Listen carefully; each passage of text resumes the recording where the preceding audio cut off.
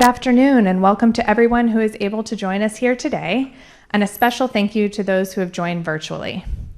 My name is Marianne Vernetson, and I am the Associate Director here at the Bob Graham Center for Public Service, and we are pleased to host you today for this important discussion on foreign policy with the Center's Director and Associate Professor of History, Dr. Matt Jacobs.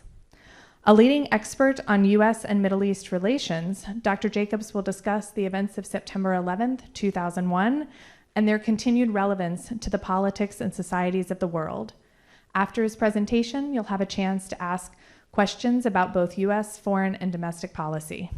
Dr. J will also field any questions about the current state of U.S.-Afghanistan relations. But before we begin, just a few housekeeping items. Please silence your mobile devices. During the Q&A portion, we will have microphones available for questions here in the Okora. And for those of you who have joined virtually, please use the media site Q&A forum to submit your question. We are recording this session, which will be available for viewing on our YouTube channel later this week. And don't forget to visit our table in the back to join our mailing list and follow us on social media for upcoming events. Now please join me in welcoming Dr. Jacobs.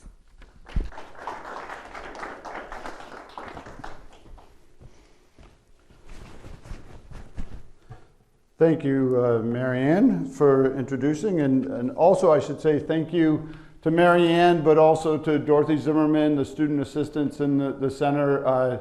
We've been talking for several weeks about this being the 20th anniversary of 9/11 and how could we kind of recognize that, but also present some questions for us to think through going forward. And last week we sat down and had a meeting and developed this idea, and they were able to pull all this off over the course of about 3 days to put it together and get everything to work here. So I really appreciate the team's work on this. They really do make my job as director much, much easier. So let's start thinking about September 11th. The first thing I want to start with is just to recognize that while this happened up in New York City and DC and Pennsylvania as the sites that people think about, there's actually a lot of Florida connections to it. And I'll start with those really quickly. First off, 12 of the 19 hijackers on those 4 planes, 2 took off from Boston Logan Airport, 1 from Dulles outside DC, and 1 from Newark Airport. 12 of those 19 hijackers had spent significant time here in South Florida. And so some training at a flight center down in South Florida, some being in Delray Beach, some in Venice, down in Palm Beach County, and so on. So there's that most immediate connection just with some of those hijackers.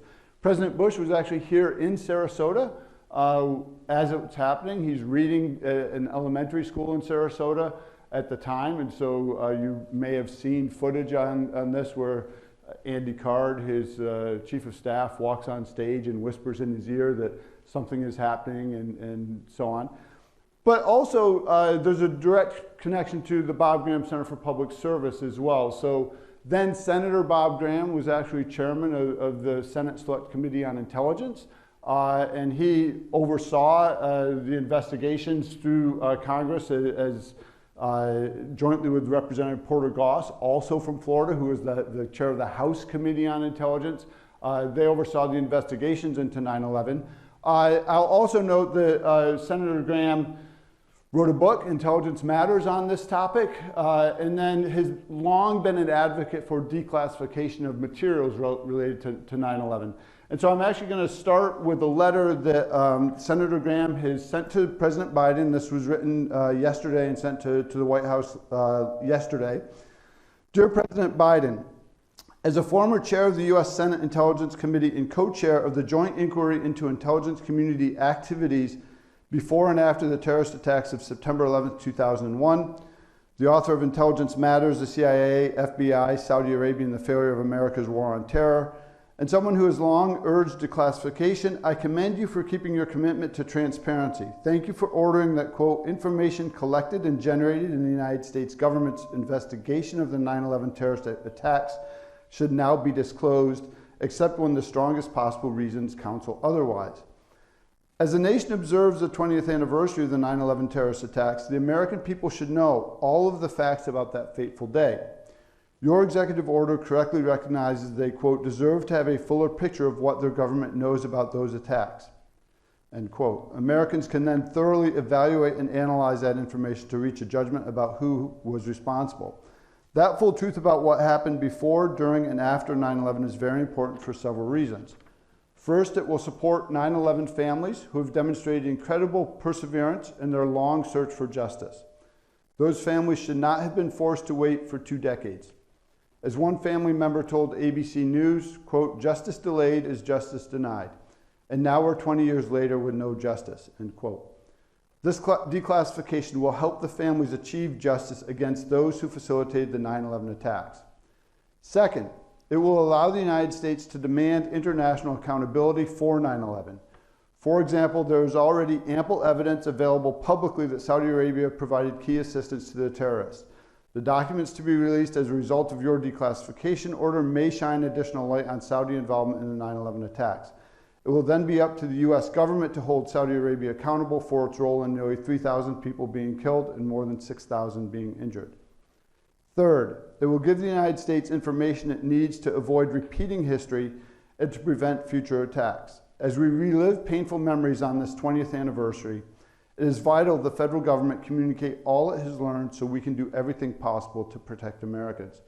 Through your executive order, you have reaffirmed your steadfast commitment to transparency, justice, and accountability as to the events of September 11th, 2001. Thank you again for standing up for the families of 9/11 victims and for the American people. Sincerely, Bob Graham. So this is an issue that has been deeply important to Senator Graham. Over time, he remains deeply involved in efforts to declassify information about 9/11. And I'll also note that the very founding of the Center itself was in part inspired by Senator Graham's service on the Senate Select Committee on Intelligence when 9/11 happened, in terms of thinking through public servants and their abilities to serve in those kinds of circumstances moving forward. So I think it's important to start and just recognize some of those Florida connections right up front. That said, we also want to think much more broadly about 9/11. And today what I want to do is start with some just general reflections on it, but then we're going to move into 3 big areas of questions that 9/11 holds for us and that have largely remained unanswered. And what I mean by those questions are things that affect how we imagine our Constitution, questions of legality, how we view the U.S. role in the Middle East, and how we think about conflict in American society and American culture today. So they're big picture questions that I want us to think through. When we think about 9/11, it looks like I probably advanced it a little too quickly. 9/11 is obviously a very important day for the world.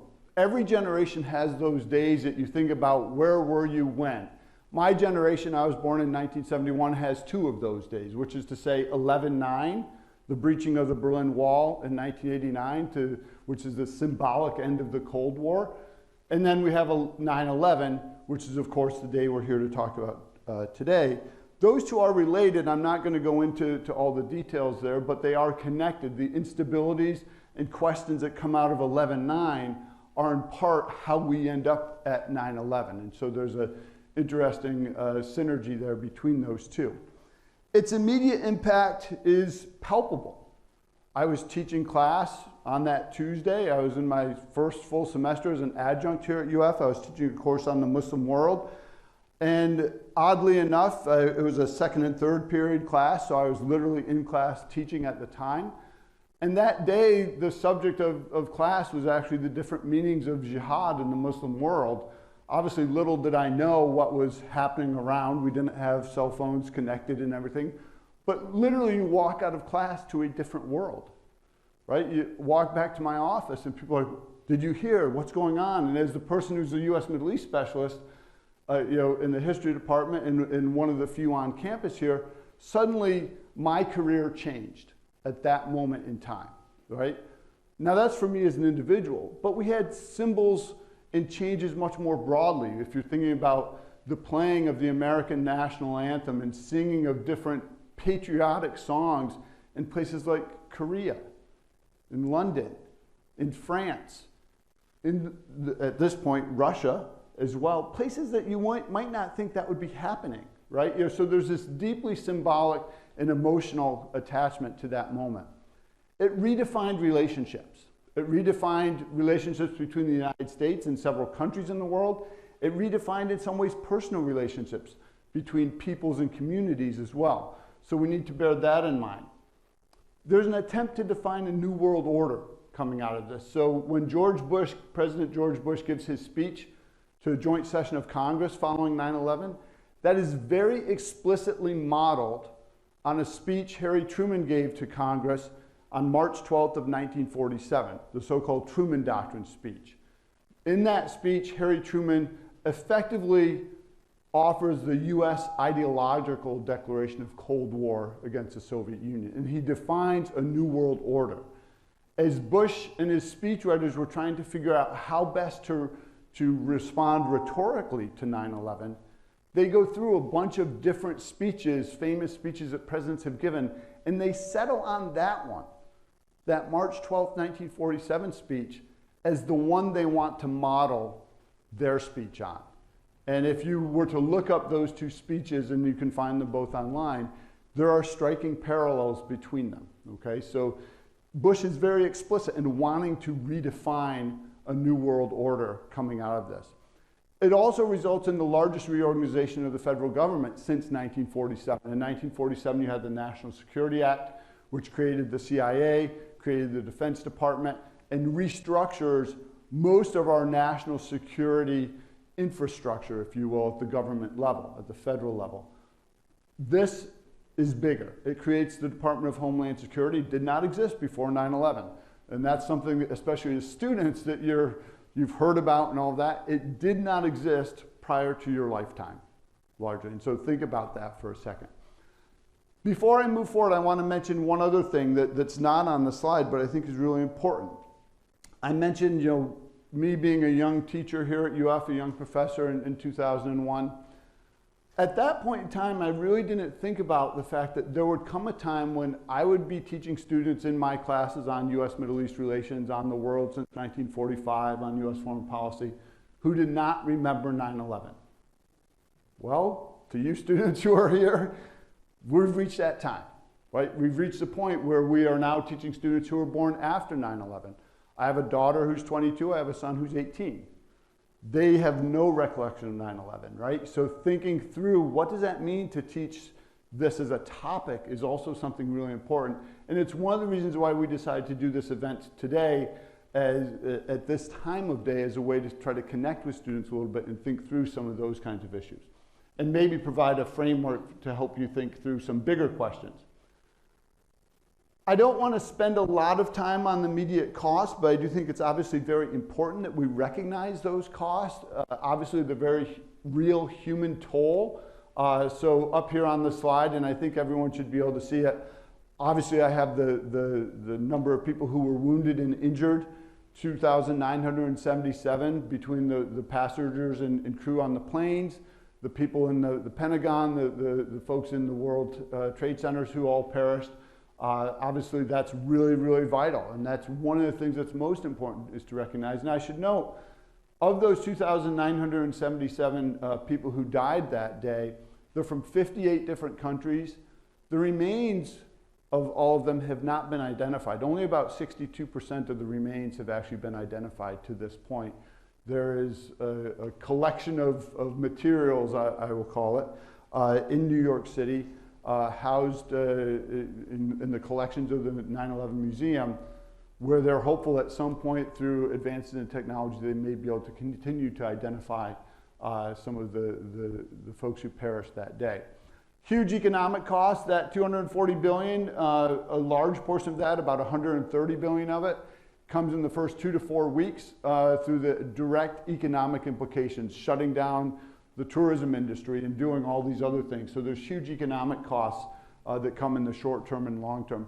Then, of course, longer term costs, we have to connect, obviously, the conflict in Afghanistan. We have to connect the conflict in Iraq. As offshoots of that, then we have also the conflicts with ISIS and so on. And so you can see here what that might look like. And out of those issues, we're going to talk through a number of other questions that we have to think about. My goal here is for me to be done in about 15 minutes or so, and then I'm going to open it up to Q&A for anyone to ask whatever they want, and we'll go from there. So I've got three sets of questions I want us to think about. The first are what I'm calling critical constitution and legal and definitional questions. And I've got 5 big issues up here and some examples underneath each one of them to sort of highlight the centrality of that issue. Some of these, for those of you who are of my age, more or less, meaning you were adults when 9/11 happened, you may have even forgotten some of these were really important issues. So a whole huge debate over how you define the enemy, because Al-Qaeda terrorists living in Afghanistan were not citizens of Afghanistan. They were not the Afghan people. They weren't fighting for Afghanistan. They weren't wearing uniforms of the Afghan military or anything like that. So how do you define them as enemies? Who are you actually fighting? And so there's a long debate and discussion over defining them as enemy combatants. Enemy combatants is a made-up term. It has no legal standing whatsoever. If you look in all this, the documentation about sort of how you treat prisoners of war, all these kinds of things, there's no consideration of this entity called an enemy combatant. It is a made-up term in the post-9/11 period. So what does that mean? Are we bound by various conventions to protect them like we would prisoners of war, for example? So there's a whole sort of space of legal ambiguity that comes out of this in terms of enemy combatants. What do you do with U.S. citizens? Anwar al-Awlaki, who's killed in a drone strike in Yemen, who had openly professed to be organizing terrorist attacks against the United States, had not renounced his U.S. citizenship, but is executed in a drone strike. Obviously with no arrest or anything like that, no issue of due process. How do we deal with those issues, right? So that's not an easy question to answer.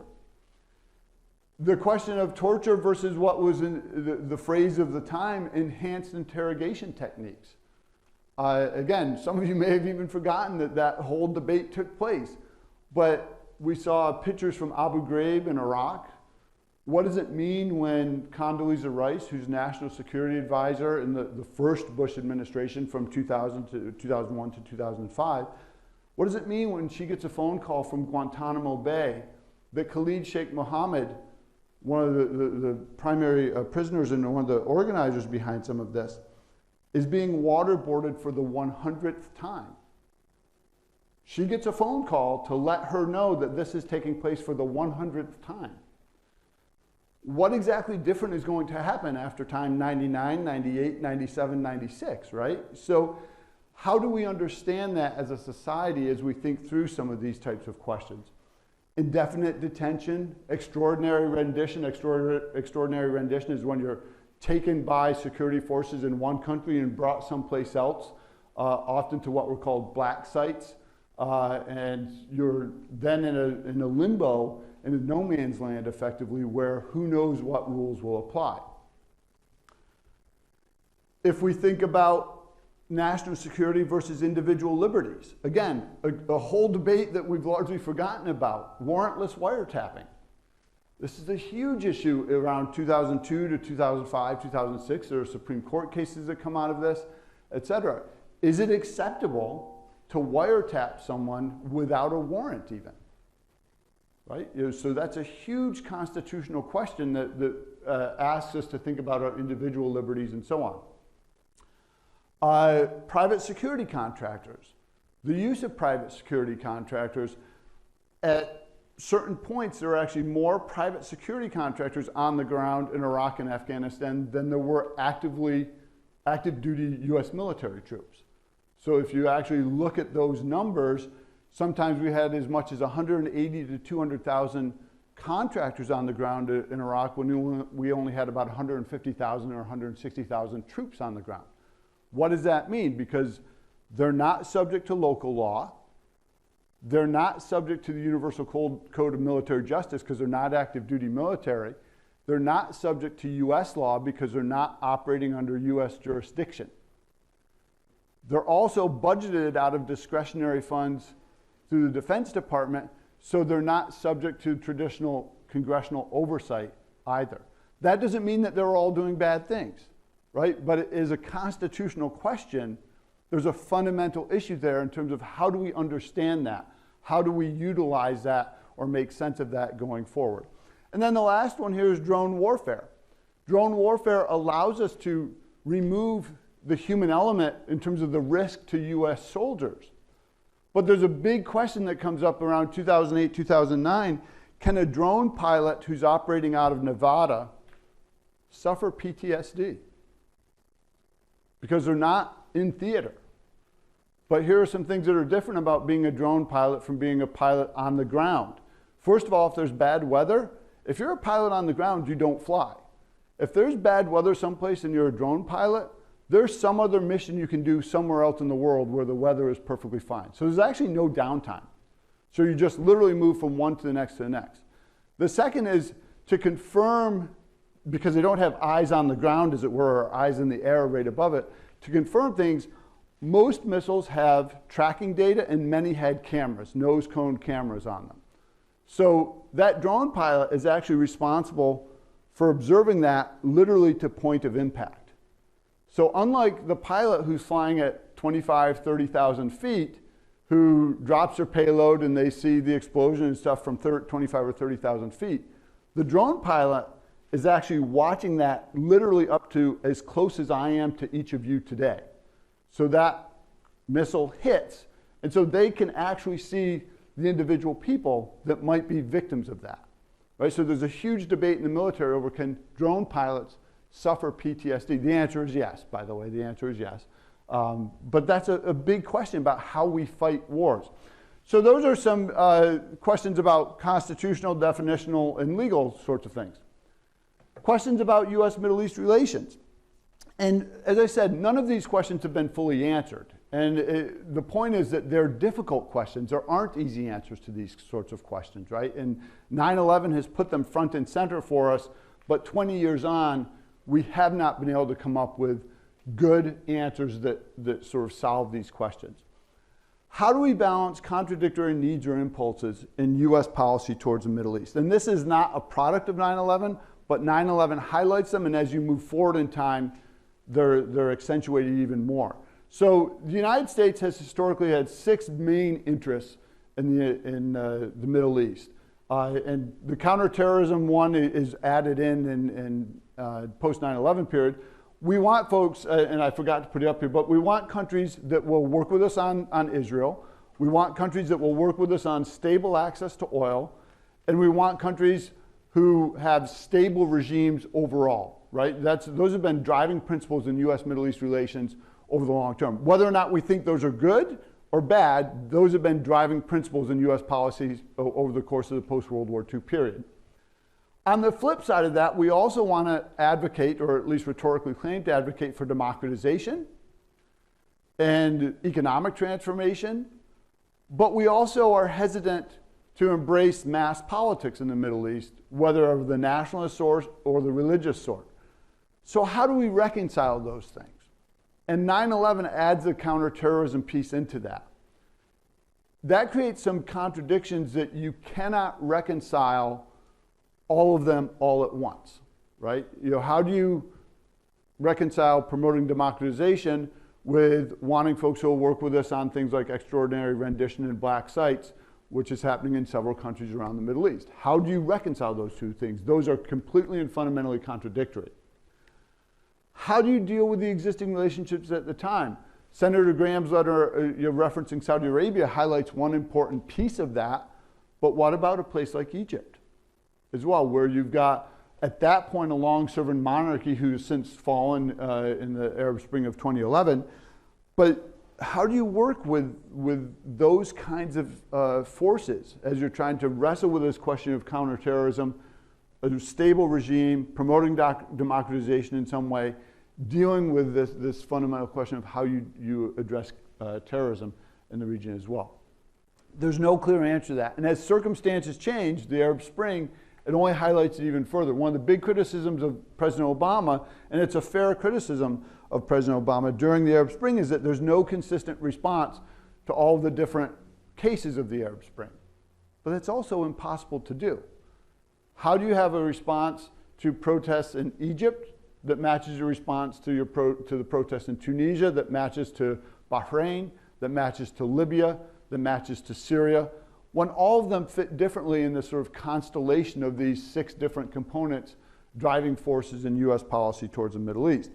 So that inconsistency in response is baked in, but it's a fair criticism to say, how can we reconcile that? Ethically, morally, politically, etc. Then when you add ISIS into the mix in 2014, 2015, that complicates it even further because that's not operating as a state. It wants to be a state, it wants to be a caliphate actually, but it's not operating as a defined state with state boundaries that you treat in the same way that you do in Egypt, to Saudi Arabia, and Iraq, etc. So that further complicates the matter. And then lastly in this area, what about our relationships with other external players? The relationship with Britain, on the one hand, seemed quite smooth because Tony Blair readily signed on to the US and President Bush approach here following 9/11, but he quickly came under criticism for that too. And so that created a bit of tension in the US-British relationship, and they were, of course, our closest allies. They had people on the ground in both Iraq and Afghanistan. But what about Russia and Turkey and some other countries as well that actually worked with us in certain aspects, but used this to their own ends also to sort of advocate for pursuing policies in their own areas? So if you're advocating on counterterrorism, for example, Turkey's like, we're all in on counterterrorism, we'll use this to support our policies against the PKK. Or if you're talking about Russia, we're all in on counterterrorism, we'll use this to put down any kind of oppositional movement in these other places within our own borders, right? So there's those kinds of relationships that we need to think about. But the other one that's really interesting here, and I didn't put the name up, but Iran. Iran, who the United States has had a very complicated relationship with since the late 1970s, is actually really collaborative with the United States in some interesting ways. So one of the things they do is close their border to Afghanistan to try to prevent Taliban and Al-Qaeda fighters from crossing into Iran. The other thing that they do is allow on at least 2 occasions U.S. planes or helicopters go down near the border and U.S. servicemen end up inside Iran. Be pretty easy for Iran to say, we'll hold on to those folks, or no, we won't allow you to come in and get them out. They actually allow the U.S. service members to go in and rescue downed servicemen inside Iran. That happens on at least 2 occasions. So all these relationships that we think we know are really complicated by 9/11 and the events that follow on from them. The last piece I want us to think about is, what about U.S. society? And so here we have a lot of really big fundamental questions that we need to try to tackle. So the first is, what type of problem is terrorism and counterterrorism? Since 9/11, we have treated it in policy terms as largely a military and intelligence problem. That's not a given that it has to be done that way. And other countries have treated it as perhaps a law enforcement problem, or perhaps a socioeconomic or political problem. 9/11 is of a different scale, right? It's a totally different scale. It's not, nothing like that had happened before. People had, there'd been hijackings. No one had used a plane as a missile, relying on the fuel burning and exploding and so on. So we had not had that experience before. So it's not unreasonable to think that people might pursue this in different ways in terms of trying to respond to it. But we haven't fully answered that question. Is it a military problem? Is it an intelligence problem? A law enforcement problem? A socioeconomic problem? Or a political problem? And in reality, of course, it's complicated, and it's not just one of any of those, right? But we have to think through that a little bit more, because we have treated it largely as a military and intelligence problem, and that has had certain consequences for us. One of those we've seen play out in the last couple of weeks with the withdrawal from Afghanistan, right? So by treating it as a military problem, we've had to ask ourselves, perhaps unwillingly in this last few weeks, is that approach to counterterrorism sustainable over the long term? We sustained it in a certain way for 20 years, But when we had to sort of pull back from that, we've seen the backlash against that, at least domestically, right? So that's a fundamental question. If we think about it as a military approach, is that sustainable? What does that mean? And how do we actually exit from that? What does accomplishing your goals look like? When have you accomplished them? How does that define an exit strategy as well? We were also engaging in a conflict that was meant to be unseen. And so here, and this goes across 4 presidencies, but you can go back to the Bush presidency and you can say, okay, well, what's going on there? Very early on, he says the best thing that most Americans can do is shop, right? Keep living your life, keep consuming. And if you look at his speech to Congress, he talks about how there's going to be a lot of things that we don't want to be seen, but know that we are doing what we need to do. And please go about your life, because if you haven't, then the terrorists have won. That's an argument that the Bush administration makes. But that trickles down to a variety of other explicit policy decisions too. So we try to keep military deployments low in terms of numbers of troops on the ground. That's one of the reasons why we have larger contractor use, right? Is because we're trying to keep the active duty military low. It's much harder to track casualties, for example, in contractors than it is for active duty military. If you go back to that early slide where I had the casualties up, I mentioned on that slide about 8,000 dead in Afghanistan. And so there's, most of those are US, but not entirely US. If you look at those numbers, about 2,500 of those US dead are active duty military. 3,800, and I believe it's 46 contractors died in Afghanistan. So you actually have 50% more contractors perish in Afghanistan than you do active duty US military. In Iraq, it's about 4,700 US military who have perished in Iraq. The contractor number is actually a little bit lower there. It's about 2,700 contractors who perished. But again, the point is, by trying to do that, you're limiting the visibility of it. Budgeting, by funding it through discretionary and debt financing, right? By putting it in the discretionary column instead of in the Pentagon's regular budget, you're then moving it into a category that's much harder to view, much harder to provide congressional oversight for. That's an explicit decision, and it's sustained over multiple presidencies. While it's the Bush administration that starts it, it's actually sustained over time in that way. So we publicize the threat while we minimize the visibility of the response, right? So again, many of you are too young to remember this, but the constant orange alerts that were showing up on the TV screen about a heightened threat level that you would see every day. Now today, whether you're watching CNN or whatever you see, you might see the latest number of pandemic cases or whatever. In 2003, 2004, 2005, it was what status of alert are we in terms of potential threat level from terrorism. And that was up all the time. So you publicize the threat while minimizing the visibility of the response to it.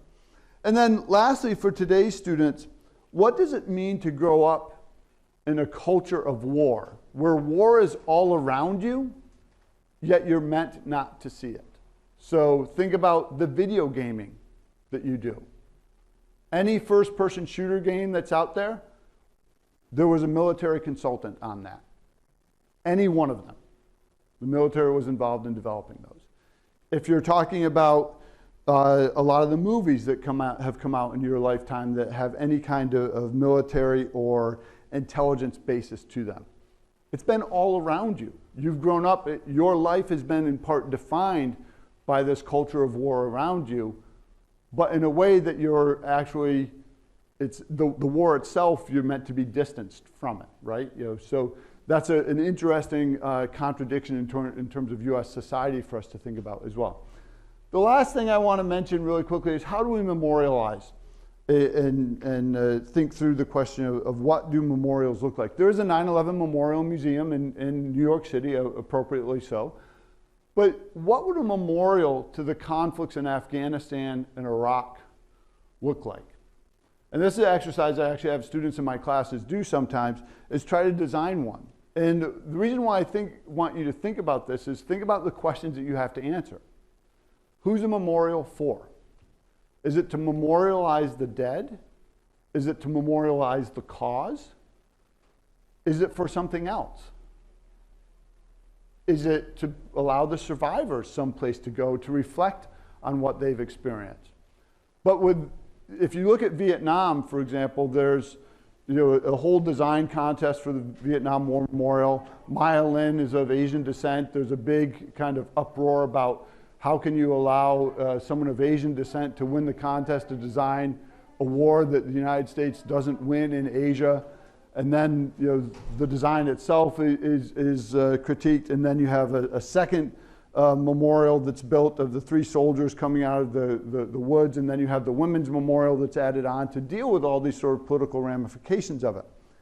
This one would be even more complicated, because the first thing you have to ask is, if we're memorializing the conflicts, is it 1 memorial or 2 or more? Because if you say 1 memorial, you are implicitly accepting the Bush administration argument that Iraq was a necessary follow-on of 9/11 in Afghanistan.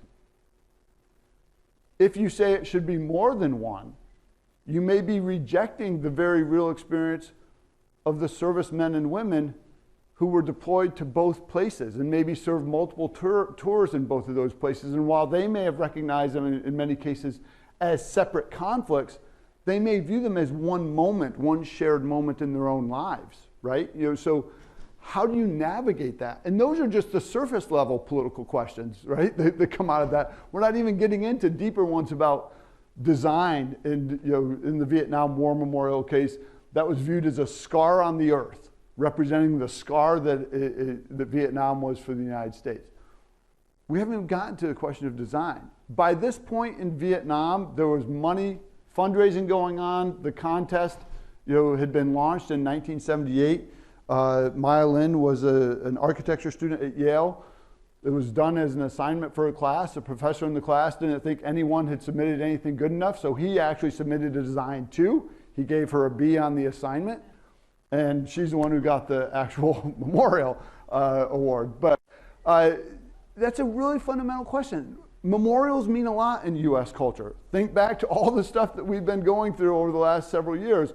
The removal of the Lee Memorial in Virginia yesterday, right? So memorials mean a lot in U.S. society. How do we tackle something like that in this context? Because we love to memorialize our wars and our fallen servicemen and women, right? You can see that in any number of places. Here in Gainesville, go over to Veterans Park, et cetera, et cetera. This is going to be a complicated one. I'm going to stop there, opening up to any questions. Feel free to ask anything you want. We've got internal questions and potentially questions coming in virtually. There's a mic. Hannah's got a mic. She'll give that to you. Yes. Hello, Dr. Jacobs. Hey, Mikhail. Mikhail here. Yes. Firstly, thank you so much for speaking to us and answering these questions. Secondly, may you please elaborate on how modern U.S. foreign policies, such as the Biden administration evacuating troops from Afghanistan, affect the American domestic perception on the aftermath of 9/11? Sure, great question.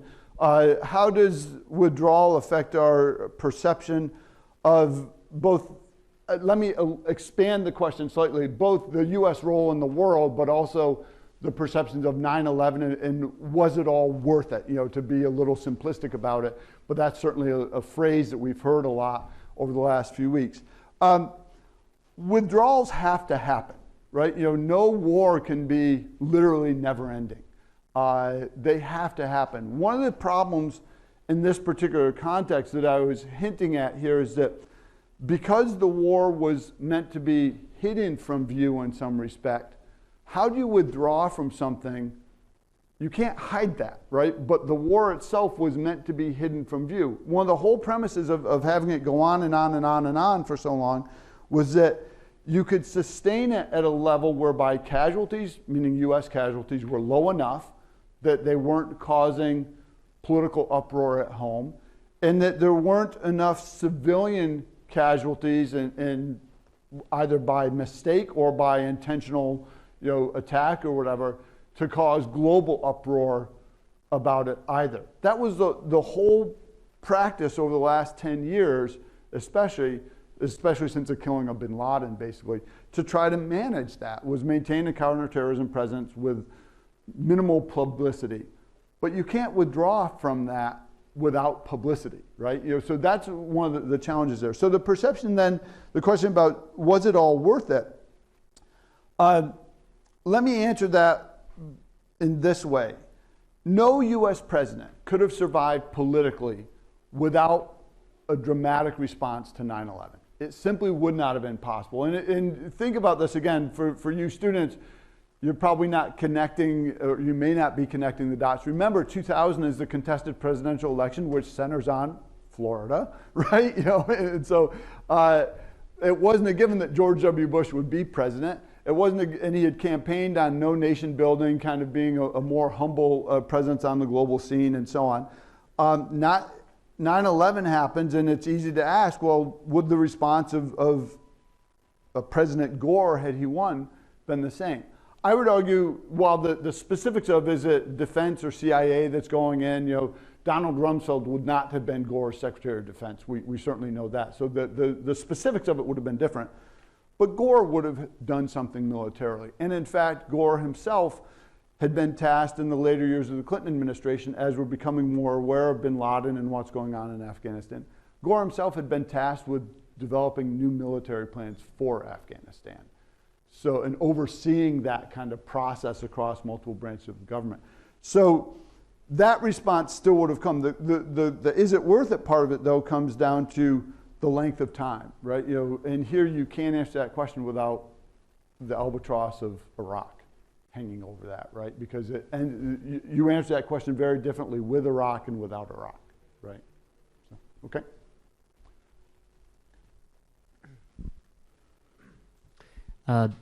Thank you for coming and speaking. It was really interesting and insightful. I have a question about our invasion of Iraq. Mm-hmm. I've always been confused, and I've heard a bunch of different things. Did we go in there for WMDs, or was that a lie? And what were we doing there? Can you shine some light on that?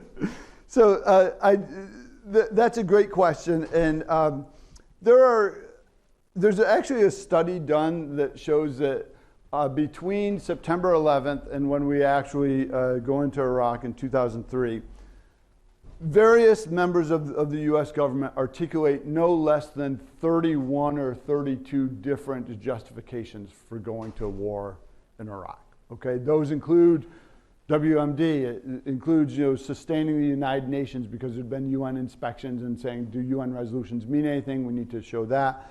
There'd been a number of arguments about the sort of horrific nature of the Hussein regime in Iraq. There'd been a number of questions about extensions of terrorism and so on. So all of those are arguments that are out there.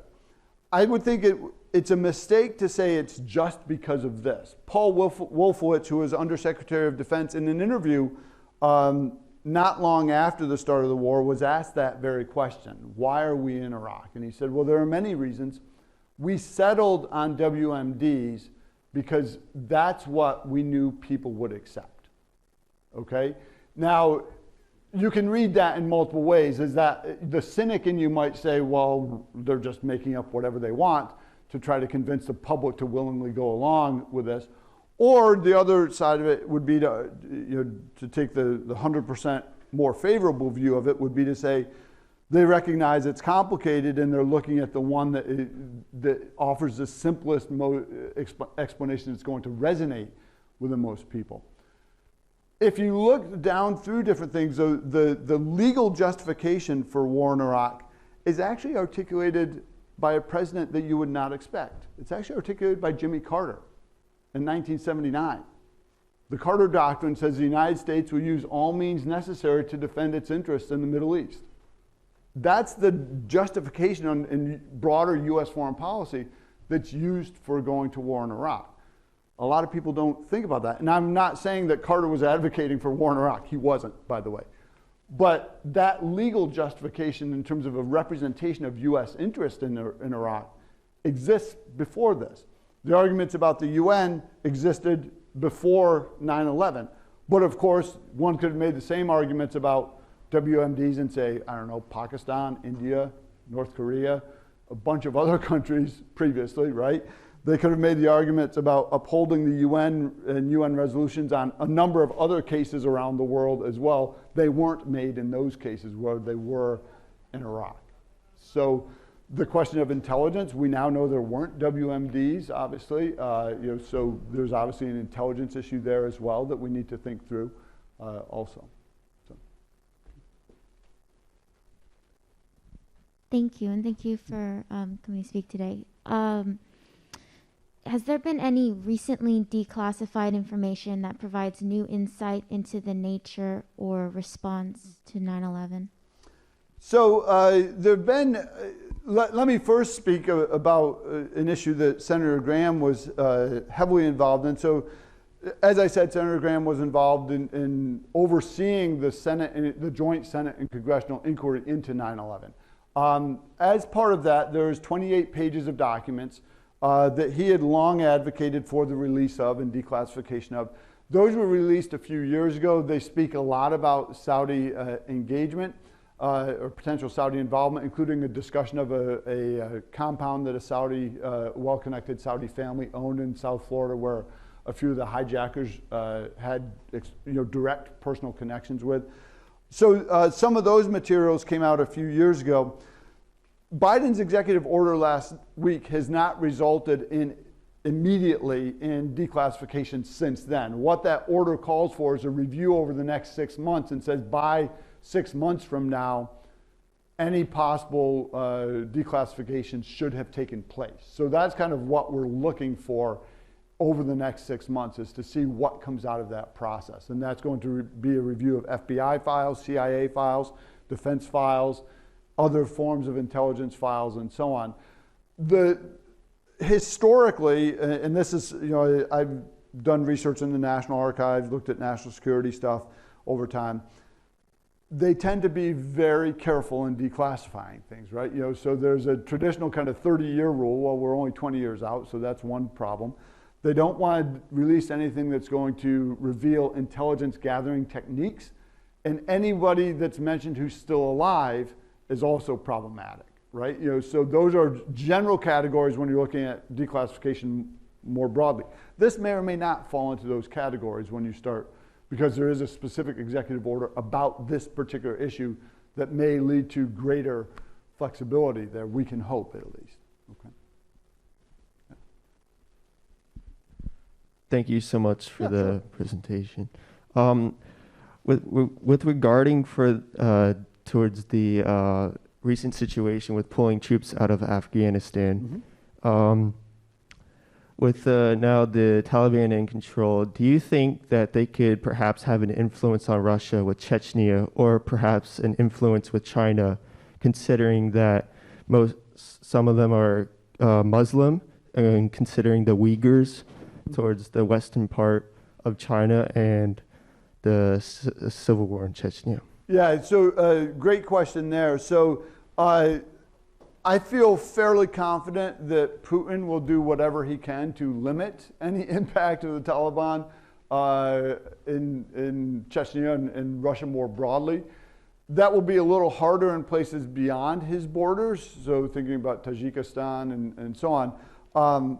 But if you go all the way back to the Soviet invasion of Afghanistan in the 1980s, one of the reasons why that took place was because of concerns about the Iranian Revolution spreading into Muslim populations within the former Soviet Union.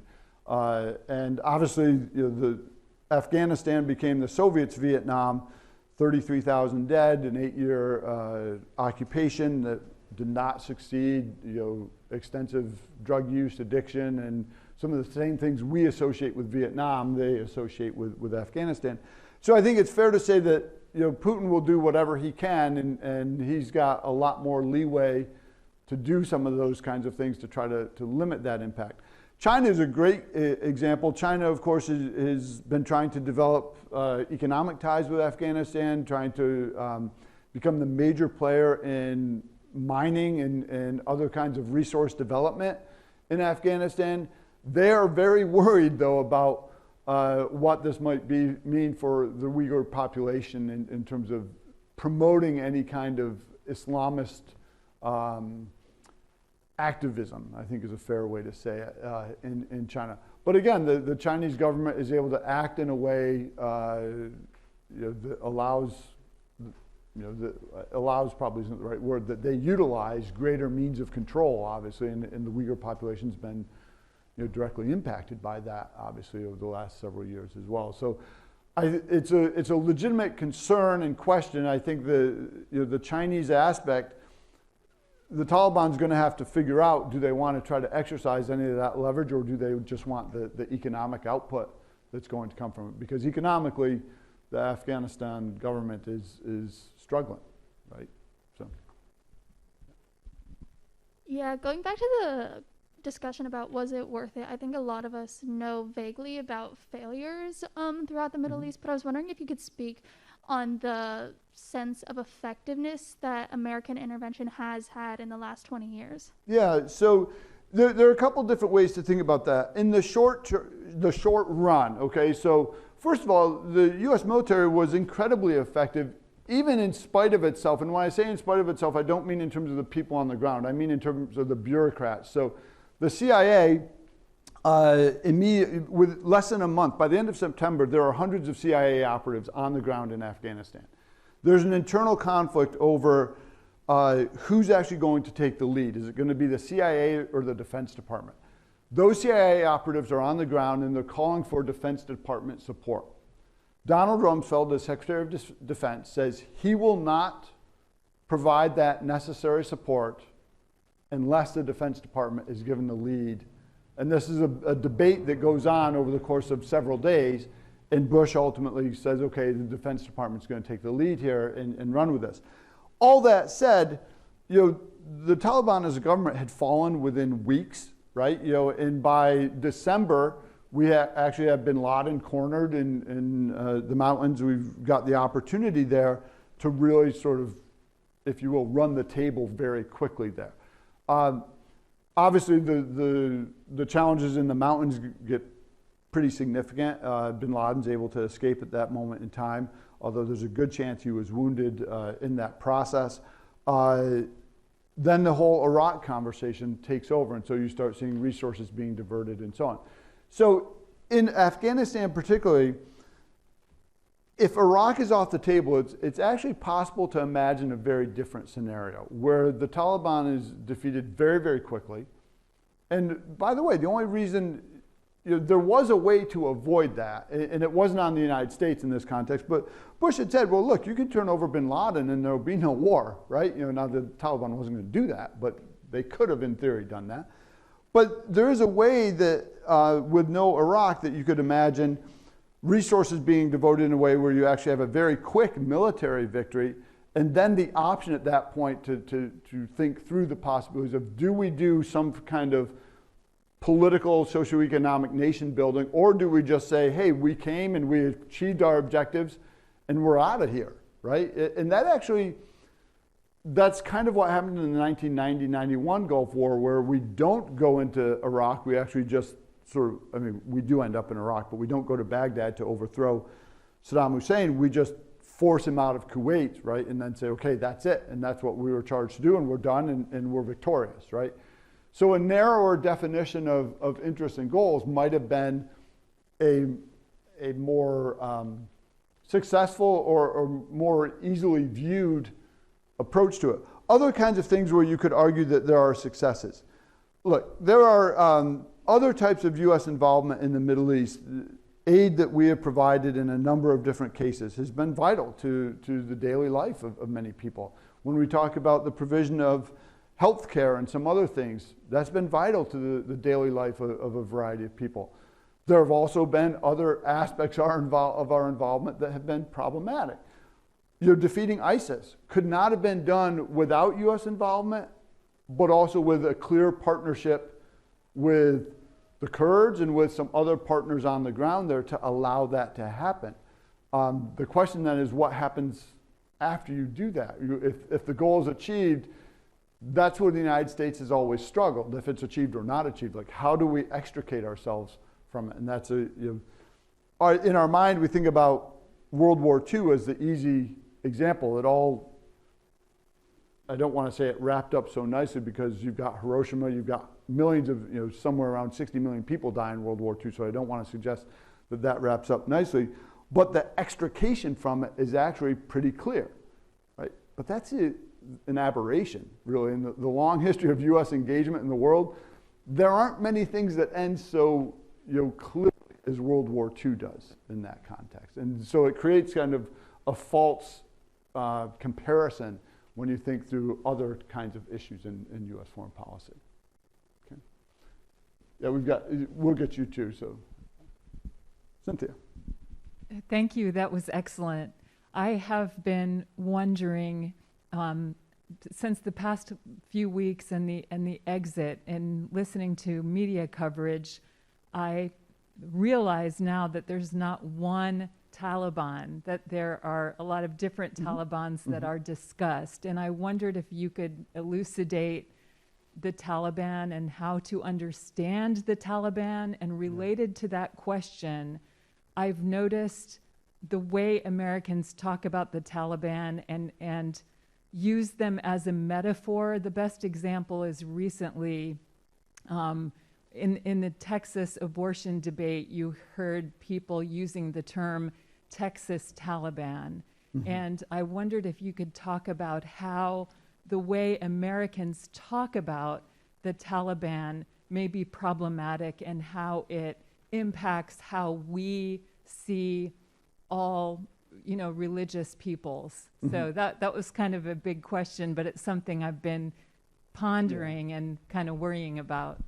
So I'm not going to weigh in on the Texas abortion debates here. I think I've got one big enough problem dealing with 9/11 here. But I do think there are a couple of really interesting components to what you're talking about. First of all, who are the Taliban, right? And the answer is, in its narrowest definition, the Taliban actually started back in the 1980s as part of the resistance to the Soviets.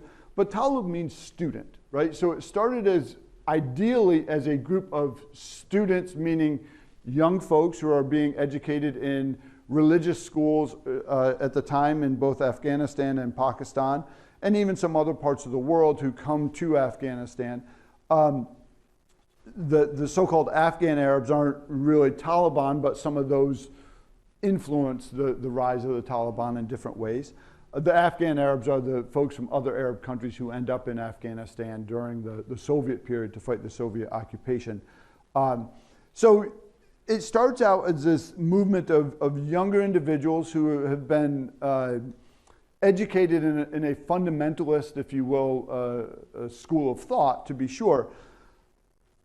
They begin to emerge and take power after the Soviet withdrawal. And so it's a particular version of that takes power in that moment in time and rises, and especially by 1996 is effectively taking control over most of Afghanistan. But they're opposed by a whole group of different individuals and organizations. The Northern Alliance is the most significant one in the 1990s. Who had also been fighting the Soviets. The Northern Alliance, the leader of which, Sheikh Massoud, is actually killed 3 days before 9/11. There's a plot to assassinate him, one of bin Laden's operatives. So the basic agreement that bin Laden had with the Taliban was, you allow me to operate here independently and do what I want to do, and I will provide support for you, right? So as part of that support, he knows 9/11 is coming. Mullah Omar, head of the Taliban, head of Afghanistan, knows 9/11 is coming.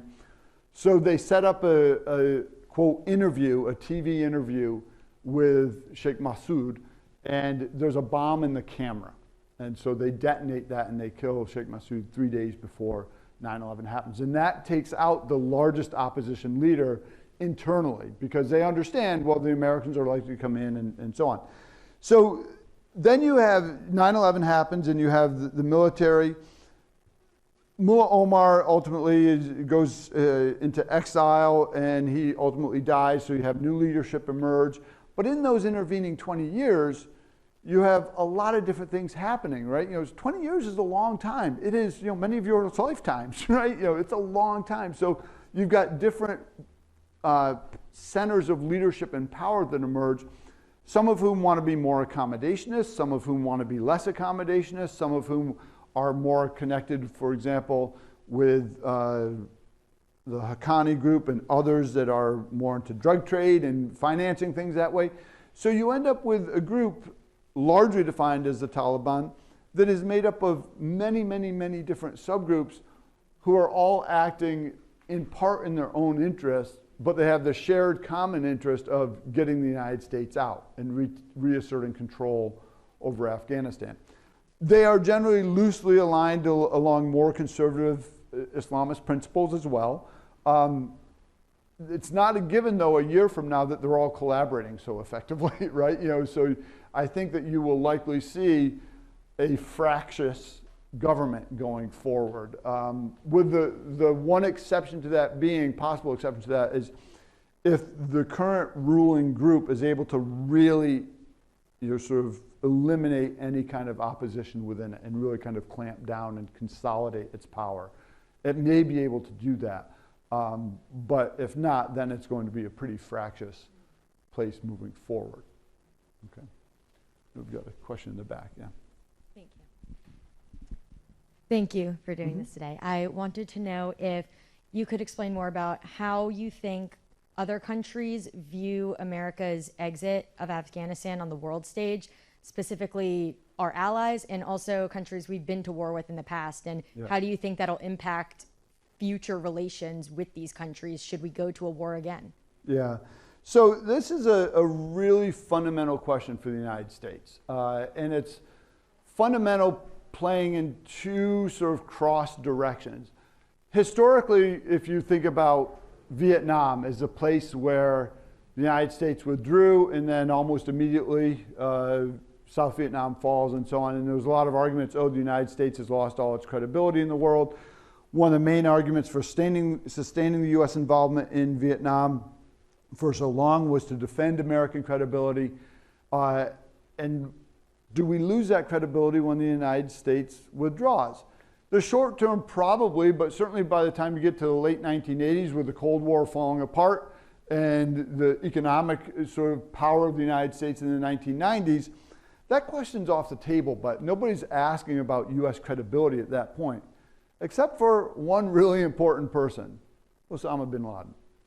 So if you read his writings from this time period, he says, well, what we learned from Vietnam is that the United States isn't committed to the long-term conflict. The United States can't deal with insurgencies, can't deal with significant numbers of casualties, and so on and so forth. In one sense, he was right, that we do struggle with that. The way we tried to resolve that was through the things I've talked about. We did have a 20-year commitment in Afghanistan. We just tried to minimize the casualties. We tried to minimize the visibility of that, right?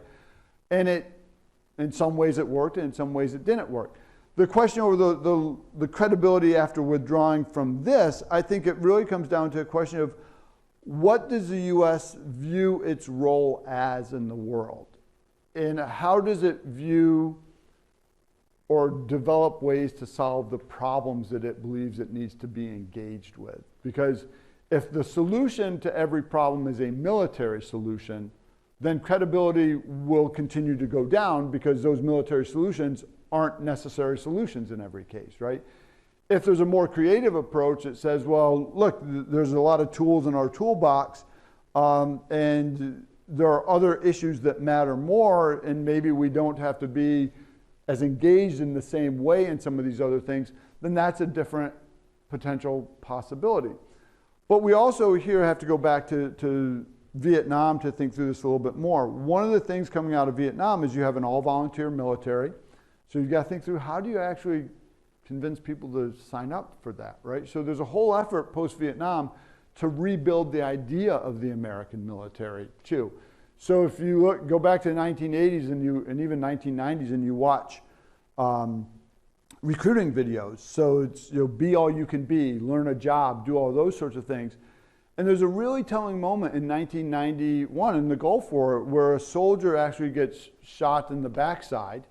And he has surgery, he has a bullet removed, and he recovers. But he's in the hospital recovering, and a reporter asks him, okay, now you've been wounded, what are your thoughts on this? And his response, and I apologize for the vulgarity here, but his response was, I joined the military to learn a skill and to get a better job, not to get shot in the ass. And I mention that because there's, how we conceive of our servicemen and women's role in society here and abroad really matters when we think about this question of credibility, because we're doing a disservice to our servicemen and women if we don't take that question seriously, right? If we just sort of take a default approach to it and not really ask, when should we or should we not be utilizing our most valuable of resources, which is our human resource, right? Okay. Other questions? Yeah. Oh. No more questions. All right. Any final things? Yeah. Go ahead.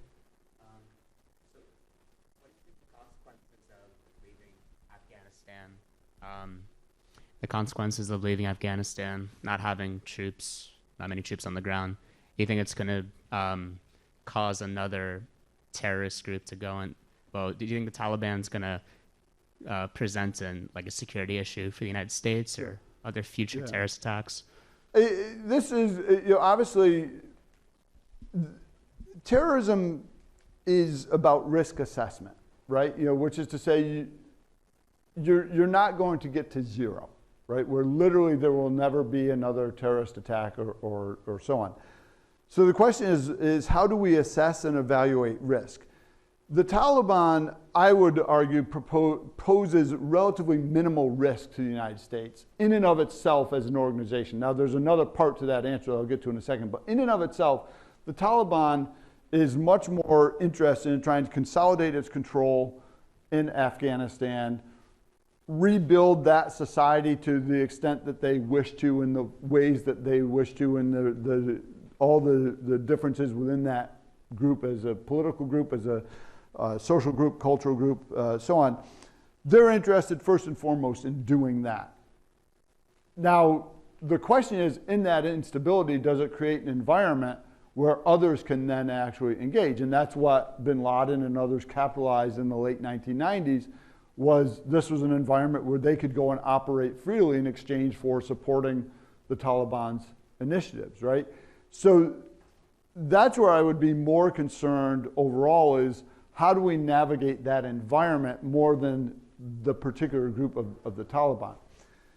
The advantages that we have in that is we obviously technologically and so on, we have far greater capabilities than we did even 20 years ago, although we had bin Laden's cell phone number in 1999. He had a cell phone that was worth $10,000 and you could encrypt everything and all that, but we had his cell phone number in 1999.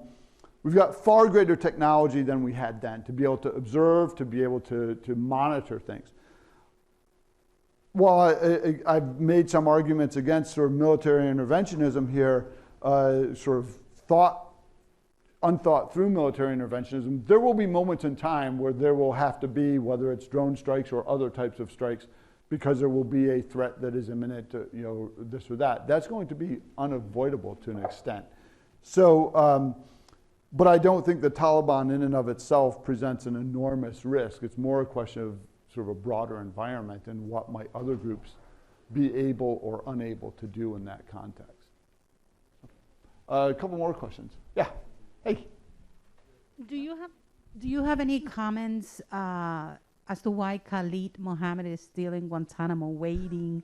If he's a confessed mastermind behind 9/11, he's still 20 years after waiting for trial. Yeah, so again, this goes back to that big question, is counterterrorism a law enforcement issue or is it a military issue? Because he's being held as an enemy combatant, again, an undefined, legally ambiguous term.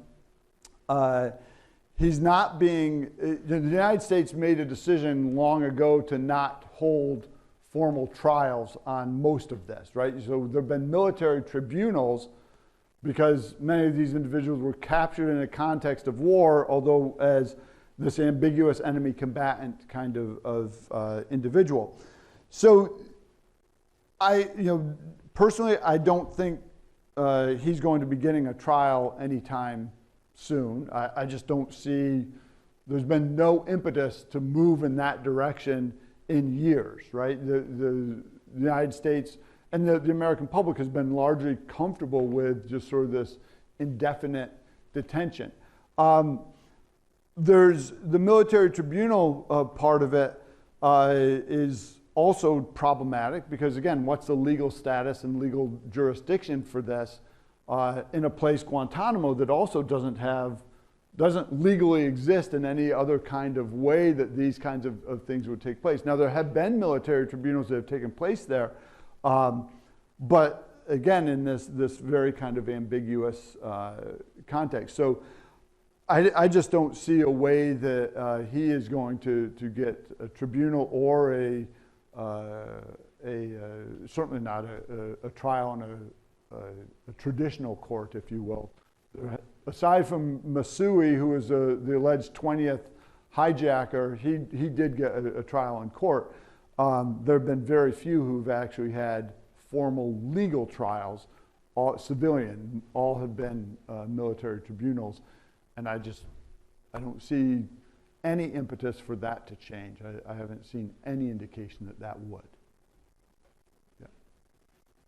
This will have to be the last question because we are up to almost 1:15 now. Yeah. Okay. To kind of get back to 9/11's effect on domestic policy, I was wondering if you could speak on how the entire situation has kind of affected a rhetoric for the civil military industrial complex and how the Department of Defense's budget keeps going up even though we have less feet on the ground now. So there's a lot in that one. So yes, Department of Defense budget has, generally speaking, increased sometimes more than the rate of inflation, sometimes roughly in keeping with the rate of inflation. Part of that is technological advancements do cost money. Part of that is a question of what happens to equipment over time too, right? So as an example, the sale of surplus military equipment to local municipalities and things like university police departments and so on, right? At low cost is a way to deal with some of that. So the civil military aspect of it, there's the economic aspect of it, but there's also sort of the cultural, rhetorical aspect of it too, in terms of how we connect between sort of the general population, our servicemen and women, and then our political goals and so on and so forth. That will continue to be, I think in terms of sort of honoring servicemen and women, that's going to continue, right? In the ways that are appropriate, certainly. But I also think that there are some consequences of that. So let me give you one example. And this is one that a lot of people don't really think about. You've all seen, if you've watched an NFL football game between about 2006 and 2010, and even since then, you see the reunions that take place between servicemen and women returning and their families, right? You've all seen something about that. What a lot of people don't realize, between roughly 2006 and 2009 or 10, those were all paid for by the Defense Department, right? The NFL was marketing that as, hey, we're honoring our troops and service members. The Defense Department was paying every NFL team $1 million a year to do those. And over the course of 4 or 5 years, it ends up being between $100 and $150 million to do that. Now, I bring that up because it speaks to a variety of things. Is it appropriate to do those things? I've got no problem with that happening, right? And honoring in that way. The NFL is claiming that, using that though as a demonstration of their patriotism, while they're raking in billions of dollars year over year, but the military is actually the ones paying for it. Right? So it speaks to the challenges in that relationship of wanting sort of a cultural promotion and public promotion of one point of view, but asking these questions about, well, if you want that, who's responsible for doing that kind of thing, right? And so it speaks to that very explicit cultural aspect of civil military relations there that we're going to have to continue to think through in different ways over time. Anything else? All right. Thank you guys for coming. I appreciate it.